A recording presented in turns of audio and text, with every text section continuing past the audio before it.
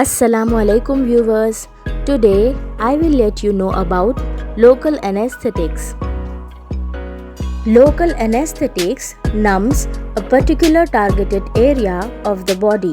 Like if you have to make a cut or incision on skin for any surgery or operation, medication called a local anesthetic is given. These medications can be used to treat painful conditions to prevent pain before giving any surgical stitches to the wound. You cannot feel pain and so the doctor is at peace.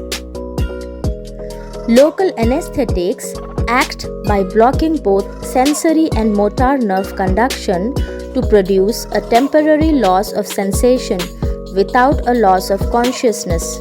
All these result from binding of sodium channel to the local anesthetic.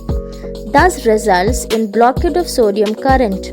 If the sodium current is blocked over a critical portion of nerve, the onset of impulse over the blocked area is no longer possible. Now let's get to know about the methods of administration of local anesthetics, that is, how they are given in different ways. The first one is surface anesthesia, example lidocaine. Infiltration anesthesia, example adrenaline. Nerve block anesthesia, spinal anesthesia, and then comes the epidural anesthesia. It is given for painless childbirth. An ideal local anesthetic should possess the following properties. It should give no permanent damage to nerve structure. The onset of action should be very rapid. It should be effective both locally to the skin or if injected into the tissue. Now let's get to know how does these local anesthetics came into existence. The natives of a place called Peru used to chew the leaves of coca, and then as the coca leaves mixes with the saliva of the mouth, that particular mixture was used as a local anesthetic. Coca is an alkaloid and was isolated, that is synthesized from coca leaves and used as a topical anesthetic agent. The names of the local anesthetics end in cane due to cocaine. Examples of the local anesthetics are benzocaine, procaine, lidocaine, carbamate, clove oil, eugenol, benzyl alcohol, phenol, etc.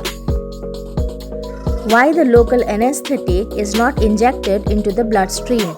A local anesthetic is a very safe and effective way of numbing the area to be operated on and for providing pain relief afterwards.